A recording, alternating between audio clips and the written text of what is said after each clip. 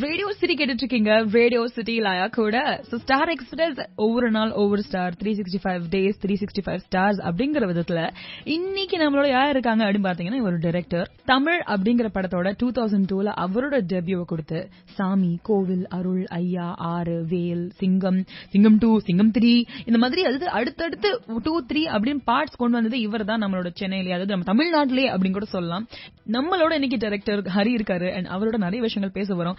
அவரோட சிங்கம் படத்தை பத்தி, எப்படி படத்தை எடுக்கிறாரு, எப்படி டயலாக்ஸ் எல்லாம் எழுதுறாரு, இது எல்லாமே நம்ம நீங்க தெரிஞ்சுக்க போறோம். சார் ஃபர்ஸ்ட் எங்களுக்காக சிங்கம் 3 ஏன் சார் சிங்கம் 1, 2 பண்ணிட்டீங்க, ஓகே, சிங்கம் 3 எதுக்கு எடுக்கணும் அப்படி யோசிச்சீங்க? ஆக்சுவலா பார்ட் 3ன்ற அது போறதா எனக்கு முதல்ல ஐடியாவே கிடையாது. பார்ட் 2க்கு அப்புறம் நாங்க வேற ஒரு கதை தான் போறதா இருந்துச்சு. அதுக்கப்புறம் மக்கள் அங்கங்க போற வர இடங்கள்ல ஆடியன்ஸ், சூர்யா சார் ரசிகர்கள் அத்தனை பேரும் பார்ட் 3 தானே அடுத்து பண்றீங்க. ஏன்னா நானும் சூர்யா சார் சேர்ந்து ஒரு படம் பண்றதா இருந்துச்சு தவிர சிங்கம் நாங்க யோசிக்கல. சிங்கம் 2 நல்லா போச்சு, நம்ம அடுத்த மாதிரி வேற ஒரு கதையில போயிடலான்னு தான் வந்தோம். ஆனா இவங்களோட கேள்விகளை கேட்க கேட்க நமக்கு டென்ஷன் ஆயிட்டு, ஐயோ நம்ம வேற ஒரு அனௌன்ஸ்மெண்ட் கொடுத்தா ஒரு மனசு சங்கடப்படுவாங்களோ, ரொம்ப எதிர்பார்க்கறாங்களே, நம்ம ஏன் அப்படி போயிடக்கூடாதும் போது நிறைய ஸ்டோரிஸ் இருந்துச்சு. அதை ஒரு சின்ன டெவலப்மெண்ட் பண்ணிட்டு இந்த தேர்ட் பார்ட்டுக்கு ஒத்து வர்ற மாதிரி ஒரு கதை. அந்த கதை முந்தைய 2 பார்ட்லயும் கனெக்ட் ஆகிற மாதிரி ஒரு கதை. அதை சின்னதா ஒரு டீடைல் பண்ணி அவர்கிட்ட சொன்னேன். ஒரு நல்லா இருக்கு, போயிடலாம் சொன்னாரு. அப்படிதான் இந்த பார்ட் 3 உருவாச்சு. ஃபர்ஸ்ட் ட்ரிலாஜி ரைட், அது இன்னும் தமிழ் நினைக்கிறேன்.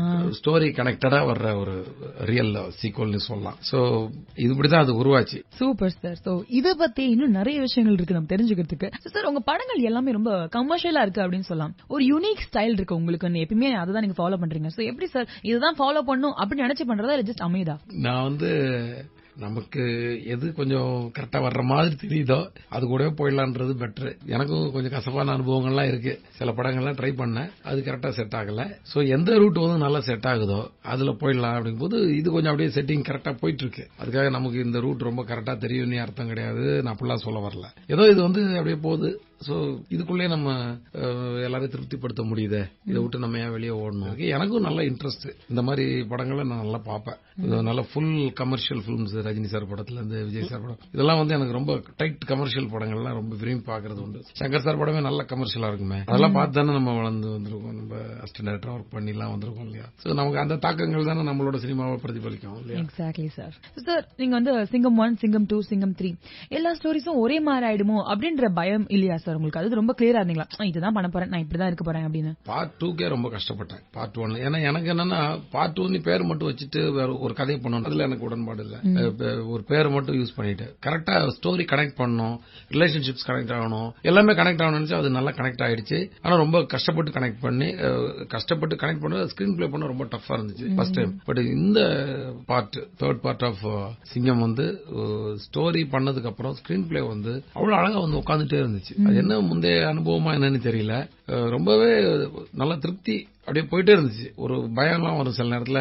இது ஒவ்வொரு நாளும் ஒரு மில்லிமீட்டரா ஒரு சென்டிமீட்டரா அந்த ஸ்கிரிப்ட் ஏறிக்கிட்டே இருந்துச்சு. நான் சூர்யா சார்ட்டே பார்க்கும்போது சொல்லுவேன், தைரியமா போயிட்டு இருக்கேன் தைரியமா. பட் நான் அவர்கிட்ட முதல்ல கேட்டேன், 9 months எனக்கு டிஸ்கஷன் வேணும்னு கேட்டேன். மேபி அதனால கூட நல்லா அந்த ஏற்றம் நல்லா இருந்திருக்கலாம். ஏன்னா ஒரு குறுகிய காலத்துல டிஸ்கஷன் வச்சுக்கிட்டு உடனே ஷூட்டிங் போகணும்னு இருக்கும்போது பிரஷர் அதிகமாகி நம்மளுடைய கற்பனையும் சரி நம்மளோட அந்த கிரியேஷனும் ஒரு லிமிட்டுக்குள்ள அடைக்க வேண்டிய பொசிஷன் வரும். நான் முதல்ல கேட்கும்போது எனக்கு 9 மாசம் இந்த படத்துக்கு டிஸ்கஷன் வேணும்னு கேட்டேன். அவரும் ஓகேன்னு சொல்லியிருந்தாரு. அதனால என்ன தெரியல, ஃபர்ஸ்ட் ஒரு 4 months நல்லா ஃப்ரீயா திங்க் பண்ணும்போது நல்லா இருந்துச்சு. சோ ஒவ்வொரு நாளும் ஒவ்வொரு மில்லிமீட்டர் நம்ம ஏறிட்டே இருக்கோன்ற நம்பிக்கை தான் அது ஃப்ளோர்ல போய் நிக்கும் போது ரொம்ப ஸ்ட்ராங்கா அந்த ஷூட்டிங் இருந்தாலும் சரி. அதுக்கப்புறம் மேக்கிங்ன்றது நமக்கு வார்ஃபீல்டு.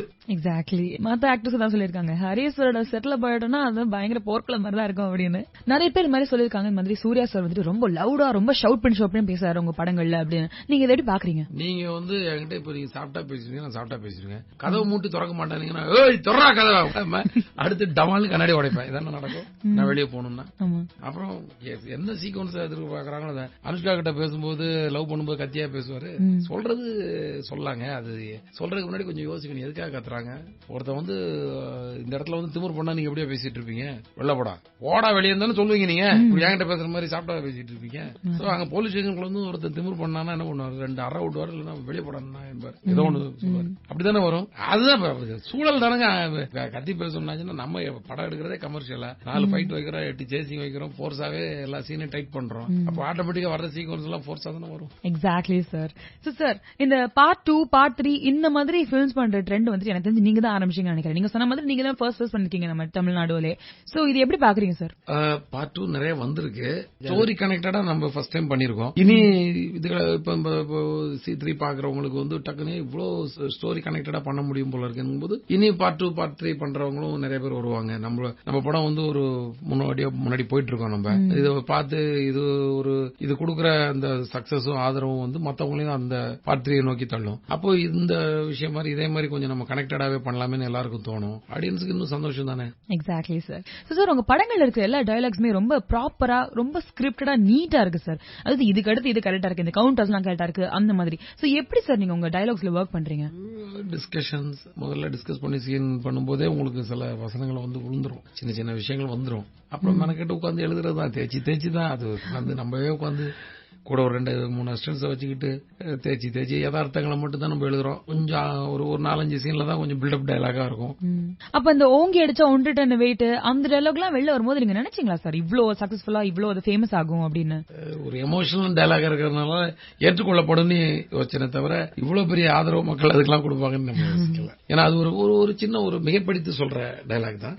அந்த டயலாக் வந்து ஏன் தைரியமா வச்சேன்னா அது ஒரு எமோஷனல்ல பேசுறதுன்றனால நிச்சயமா மக்கள் வந்து ஏற்றுப்பாங்கன்ற நம்பிக்கை இருந்துச்சு. அவ்வளவுதான். Super sir.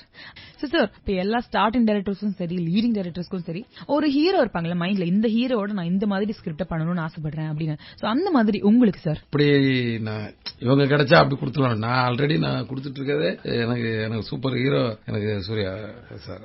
எப்படின்னா அவரு கூட போனாலே எனக்கு ஒரு தனி எனர்ஜி. நம்பி எவ்வளவு வேணாலும் நான் பெட்டு கட்டுவேன். கடவுள் கொடுத்த ஒரு பிராப்தம் தான். அழகா வந்து ஒரு விஷயம் வந்து அமையுது. ரொம்ப தைரியமா அவர் மேல நான் எந்த சீன் வேணாலும் யோசிக்க முடியும். நல்ல யதார்த்தம் இருந்தா அவரும் வந்து திருப்தியா அதை பண்ணிடுவாரு. ரொம்ப யதார்த்தத்தை மீறி கச்சாமுச்சா பண்ணா அவர் பண்ண அவருக்கு வந்து அவ்வளவு மைண்ட் செட்டிங் ஆகாது. சோ அப்படி நல்லா இருந்தா இன்னும் இன்வால்வ் ஆகி பண்ணிடுவாரு. அப்படிதான். பட் நீங்க சொல்ற மாதிரி நான் ரஜினி சார் ஃபேன். நாங்களாம் வளர்ந்தது பார்த்தது ரஜினி சார் கமல் சார் படங்கள் பார்த்து தான் வளர்ந்தோம். சோ அந்த மாதிரி அவங்க கூட எல்லாம் ஒர்க் பண்ணணும்னு ஆசைலாம் இருக்கும் இல்லையா, அதெல்லாம் உண்டு. பட் இவங்க கிடைச்சா நான் அதை பண்ணிட்டு இதை பண்ணிவிடும் அப்படி அவ்வளவு காவியம்லாம் நம்ம படைக்கிறது கிடையாது. அதனால நமக்கு கரெக்ட் சார். இன்னைக்கு எங்களுக்காக வந்து இன்டர்வியூ கொடுத்ததுக்கு ரொம்ப thanks sir. Radio city Tamil எங்கேயும் எப்பொழுதும்.